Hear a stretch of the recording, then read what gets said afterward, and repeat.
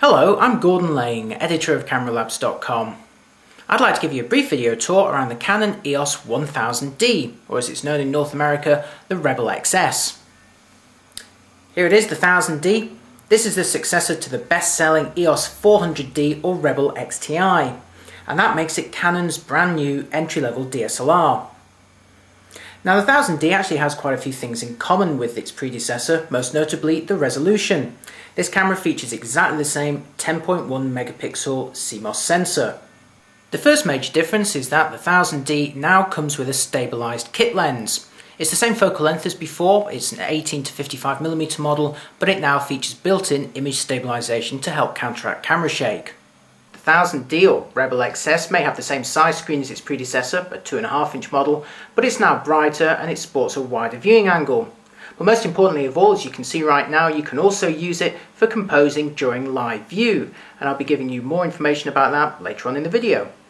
Continuous shooting for JPEGs remains 3 frames per second, but you can now keep shooting until you run out of memory on your card. Here's how it sounds. It's nice to be able to keep shooting until you run out of memory, but it's important to note that it only applies when you're recording JPEG images. If you switch the 1000D to RAW mode, then that shooting rate falls to a much slower 1.5 frames per second, and you'll also only be able to record about 4 or 5 frames until the buffer fills. So really, raw continuous shooting on the 1000D is next to useless. It's also interesting to note that Canon's downgraded a couple of other aspects of this camera compared to its predecessor. Most obviously, the autofocus system is no longer a 9-point system, it's now using the 7-point system of the much older EOS 350D or Rebel XT. Canon's additionally made a couple of other changes to this camera compared to its predecessor, and I'll show you a couple of those now as we take a tour around the controls. On the upper right surface of the 1000D or Rebel XS you'll find the command dial, the main on-off switch, and a button dedicated to changing the ISO sensitivity. You can now also see that ISO value at all times through the viewfinder. Around the back of the camera you'll see the control layout is pretty much the same as the 450D or Rebel XSI, except Canon has enlarged some of the buttons like the exposure compensation, the menu and display. The writing alongside and also the icons is also enlarged. Eagle-eyed Canon followers will however notice that the detectors here that would have switched off the screen if you were looking through the optical viewfinder have been removed, and so is the infrared sensor for the remote control on the front grip.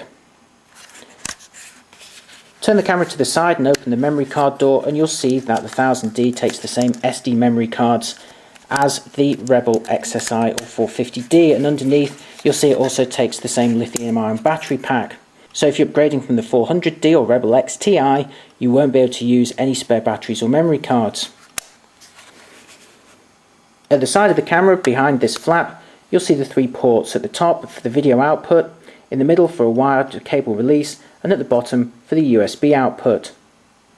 Live view on the 1000D or Rebel XS is pretty much the same as it is on the 450D or XSI, so the first thing you'll need to do is go into this menu and actually enable the function. It's almost as if Canon's a little bit embarrassed about live view.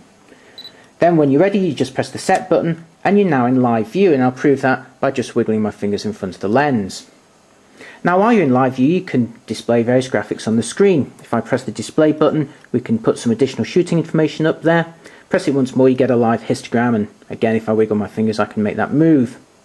Press it once more and those graphics disappear. You'll notice there's no grid. In order to display a grid you'll need to go back into the menu system, back onto this page and switch it on. So of course it's very useful to have a grid, and I'll make it more apparent there by again putting my fingers in front of the lens, but it's a shame you just can't switch it on and off by using the display button. Now in order to autofocus in this mode you'll need to press the exposure lock button. This is in the top right corner of the body. If I press it, you'll hear the mirror flip up to take a reading, the double beep to confirm the autofocus, but the picture won't return until I actually let go of the button.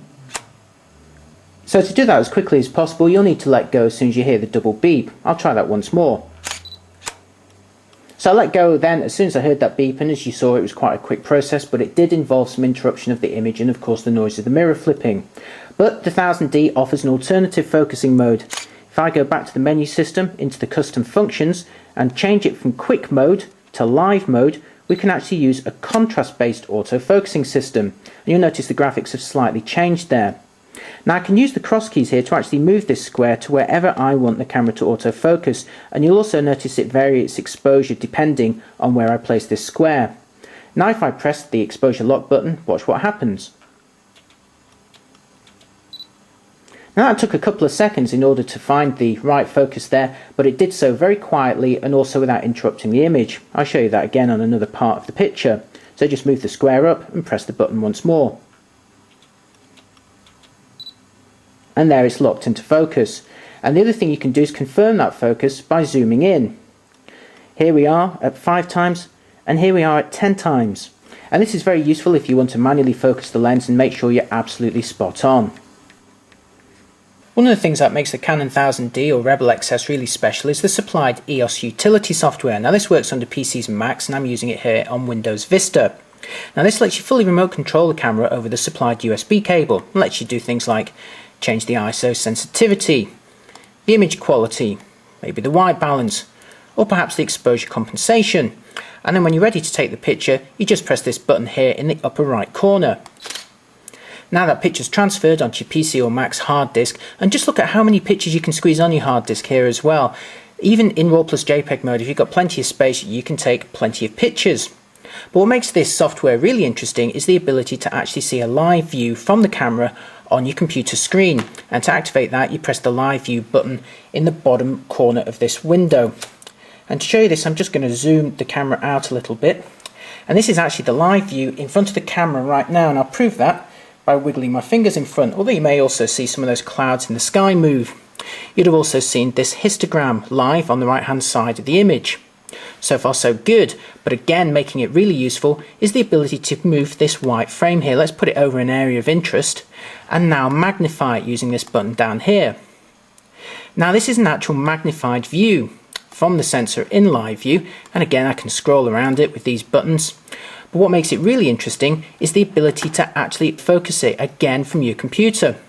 So I can adjust the focus here by just literally clicking these buttons until you get it absolutely spot on. At first glance, the Canon EOS 1000D or Rebel XS feels like a bit of a mixed bag, because amongst its various upgrades and enhancements are a number of actual downgrades over its predecessor. The AF system has reduced to 7 points. The raw continuous shooting rate is just 1.5 frames per second. There's now no longer an IR sensor on the front for remote control, or sensors on the back that will automatically switch the screen off when you're looking through the viewfinder. And unfortunately this is a trend that we're seeing on DSLRs these days. Manufacturers are actually removing some features in order to save money, but to also provide greater differentiation in the range. For example, Canon would say, if you want superior autofocusing and faster raw shooting, then trade up to the 450D or Rebel XSI. So does that make the 1000D or Rebel XS a bit of a disappointment? Well, perhaps only to camera reviewers or enthusiasts. The fact is that this model has pretty much everything you want if you're in the market for an entry-level DSLR. The quality is really good, it features an image stabilised lens, and it also has live view. And as for those downgrades, will you really be shooting continuously in RAW? Surely JPEGs are okay for most people, and in use we found that 7-point autofocus system absolutely fine. So once you've made your peace with the 1000D or Rebel XS, you actually realise it's a pretty good camera and an ideal choice again if you're in the market for a budget DSLR. There are however some very key rivals that are out there with some great features and quality too. So to see how the 1000D or XS compares, head on over to our full review at cameralabs.com.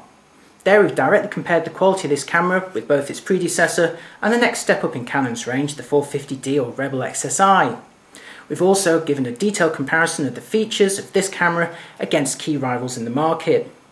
So to find out which is going to be the best entry-level DSLR for you, head on over to our full review.